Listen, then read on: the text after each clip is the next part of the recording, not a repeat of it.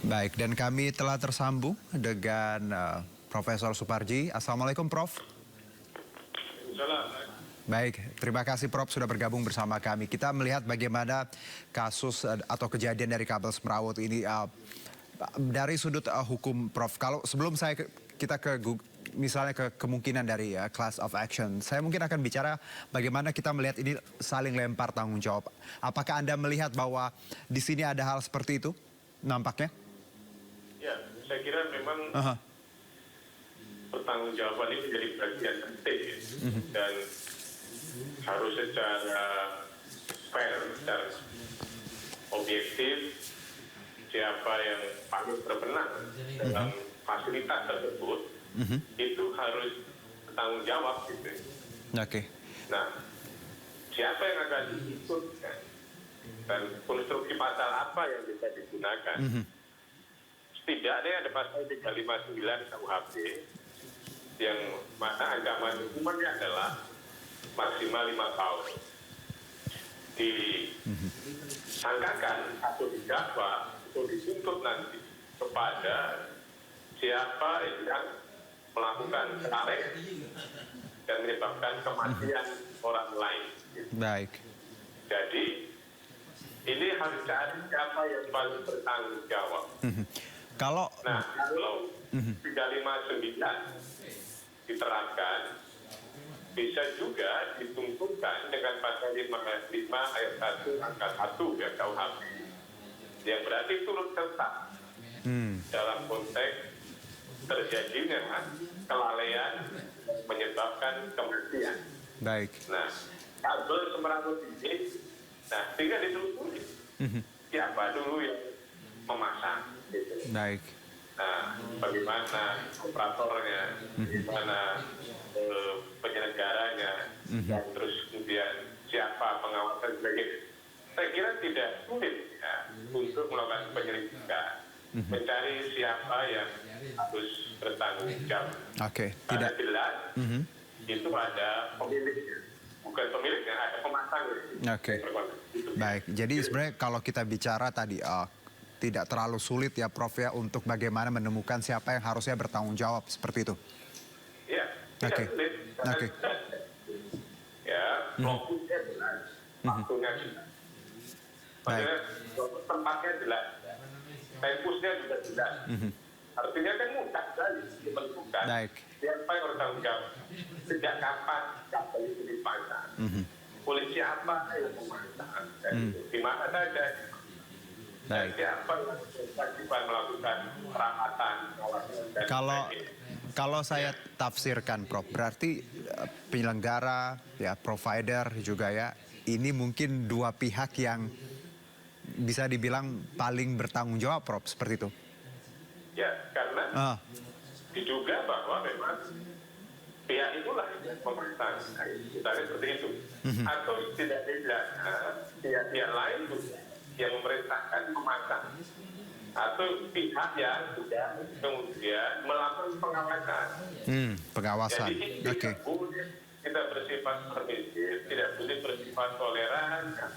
Ini adalah momentum yang baik ya untuk ke depan dilakukan perbaikan kasus-kasus Semrawut ini. Iya. Karena sangat membahayakan. Baik.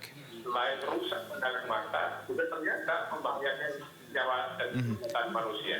Baik. Jadi harus usut tuntas selesai oleh polisi. Iya, dan sebagai catatan juga Prof bahwa Rifat bukan korban pertama ya Prof. Banyak korban sebelumnya juga, bahkan ada bangunan sempat terbakar juga karena semrautnya kabel ini. Bagaimana Anda melihat bahwa tadi Anda menyebutkan bahwa ini harusnya menjadi momentum perbaikan agar tadi tata kelola, tata kota, baik itu penyelenggara dan juga pengawasan bisa berbenah, Prof? Ya, pertama bahwa terhadap peristiwa ini harus ada tindakan hukum ya, supaya menjadi pembelajaran, supaya bisa menjelaskan, ya, terus sekaligus juga bisa memberikan perbaikan di masa yang akan datang. Kalau ini dibiarkan begitu saja, maka bisa terulang, ya, bisa terjadi lagi di masa yang akan datang. Jadi tahap pertama adalah meminta pertanggungjawaban kepada pihak-pihak terkait. Nah, tahap kedua, saya kira perlu ada sebuah kolaborasi dalam konteks penyediaan fasilitas publik, ya, supaya terjadi sinergi, tidak ada ekosektoral, ya.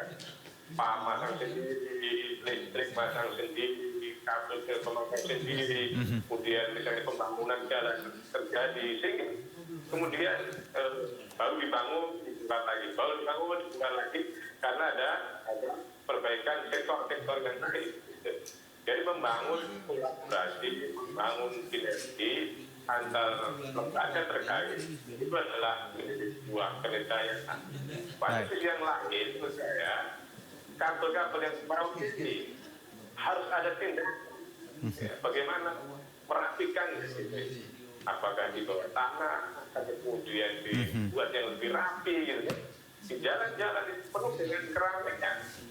Kabel-kabel itu sangat curang. Dan siapa yang bertanggung jawab itu tidak ada. Maka ini bagaimana ini membangun sebuah kesadaran bagi penyelenggara untuk peduli terhadap keindahan, keamanan, dan keselamatan. Baik, Prof. Di awal saya menyebut ada class of action, ya. Ini juga bisa jadi tool sebenarnya untuk wadah, untuk kelompok tadi memprotes agar ini jadi perhatian. Apakah di sini ada possibility, Prof, kalau kita misalnya menggunakan gugatan class of action? Ya, menurut saya gugatan class action, gugatan yang diwakili oleh beberapa kelompok masyarakat itu menjadi salah satu jalan yang kemudian untuk ditempuh ya, dalam rangka meminta pertanggungjawaban kepada pihak-pihak melakukan perbuatan melawan hukum. Apakah dia 1365 misalnya dengan unsur perbuatan melawan hukum atau lebih tinggi lagi penerapan asas victorious liability, pertanggungjawaban pengganti dalam arti bahwa fasilitas disediakan oleh pihak tertentu. Maka ketika pemerintah tadi menyebabkan celaka orang, maka yang bertanggung jawab tadi, dia bertanggung jawab harus adil ketika bertanggung jawaban. Jadi class action sudah dilakukan. Tapi dalam konteks ini adalah kehadiran sebagian masyarakat.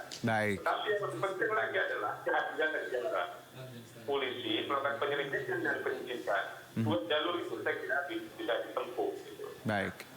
Class of action. Kalau class of action tadi membutuhkan beberapa ya kelompok masyarakat. Kalau yang saya baca juga, Prof, kalau menggunakan citizen lawsuit, ini apakah juga bisa, Prof? Karena ini skupnya lebih kecil, citizen seperti warga negara yang menggugat. Ya, saya kira juga bisa ya. Yang penting adalah adanya sebuah pertanggungjawaban. Cuman yang menjadi persoalan nanti adalah bagaimana membuktikan unsur kerugian. Ya. Misalnya pihak yang mengajukan gugatan tadi, ya legal statusnya apa? Gitu. Terus pada sisi yang lain adalah kausalitas antara kesalahan dan kerugian, gitu. Bagi misalnya pihak penggugat. Terlepas ya kita bicara misalnya dikabulkan, tidak diterima, kemudian ditolak, tetapi ini adalah menjadi momentum yang baik untuk memperbaiki ya, fasilitas-fasilitas publik yang kemudian antara lain kabel yang sempat ditutup tadi.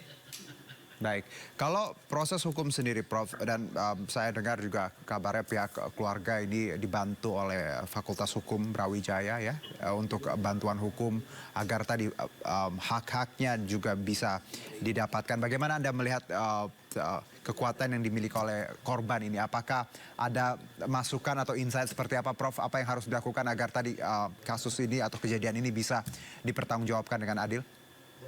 Ya, saya kira kepedulian ya aktif dari Fakultas Hukum Brawijaya memang sudah seharusnya dilakukan ya, karena memang ini adalah persoalan hukum ya, persoalan yang ada pertanggungjawaban, tidak boleh dibiarkan begitu saja, tidak boleh kemudian lewat begitu saja.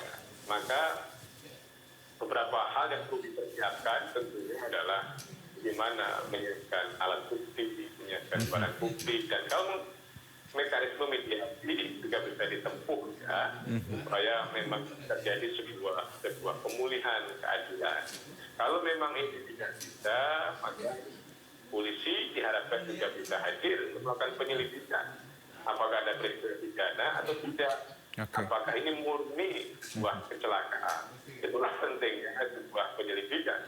Nah, ketika penyelidikan menemukan ada peristiwa pidana, maka ditingkatkan pada tahap penyidikan, rangka, ya, kemudian menemukan alat bukti, dan kemudian juga bisa dalam rangka menentukan siapa tersangkanya. Jadi langkah-langkah hukum itu saya kira bisa dilakukan. Bagaimana mediasi, bagaimana data, bagaimana laporan ya, pidana, itu adalah instrumen-instrumen hukum akan lebih produktif dilakukan daripada misalnya terjadinya sebuah pro dan kontra yang tidak ada satu kepastian hukum. Baik, jadi mediasi gugatan tadi bisa dilakukan oleh pihak keluarga ya, Prof. Di luar tadi, Prof, satu mungkin pertanyaan saya, di luar proses yang secara personal berjalan ini, apakah tools yang kita punya tadi, misalnya class of action, citizen lawsuit ini tetap harus kita gunakan agar hal-hal seperti ini bisa didengar oleh banyak pihak dan ada perbaikan? Ya, saya kira ini adalah dapat ya, supaya tadi bahwa pihak yang mengalami kerugian, menderita, bisa dipulihkan. Dapat keadilan lah gitu. Ya. Pada sisi yang lain adalah juga mendapatkan keadilan sosial bagi publik gitu ya, supaya pihak yang bertanggung jawab itu benar-benar memperhatikan fasilitas-fasilitas yang dipasang untuk kepentingan publik. Hati-hati kalau ada jalan susah misalnya, hati-hati ketika menggunakan kabel, listrik, dan lain sebagainya. Ini sebagai sebuah cara untuk melakukan perbaikan di masa yang akan datang. Jadi, tindakan hukum tadi ada dua dimensi. Dimensi pertama adalah kepada korban yang bersangkutan. Dimensi kedua adalah kepada publik secara keseluruhan. Dengan harapan bahwa ke depan semuanya akan lebih baik, lebih aman, lebih nyaman, lebih selamat. Karena tadi disebutkan, ini bukan saja satu korban. Ada korban sebelumnya. Dan kita juga bisa menyaksikan bagaimana kondisi korban. Dan sangat ironis dan sangat tragis, padahal yang bersangkutan ya, tidak melakukan satu kesalahan apapun, tetapi kemudian menjadi korban. Ya. Untuk itu, bahwa ada kesungguhan, ada keseriusan stakeholder untuk memperbaiki fasilitas-fasilitas publik tadi itu. Ya. Baik, Prof. Terima kasih, Prof. Tadi keseriusan dari stakeholders ya, agar tadi ada perbaikan untuk fasilitas publik kaitannya dengan fiber optik ini. Terima kasih Profesor Suparji Ahmad, Guru Besar Ilmu Hukum Universitas Al-Azhar Indonesia. Selamat beraktivitas. Kembali salam sehat, Prof.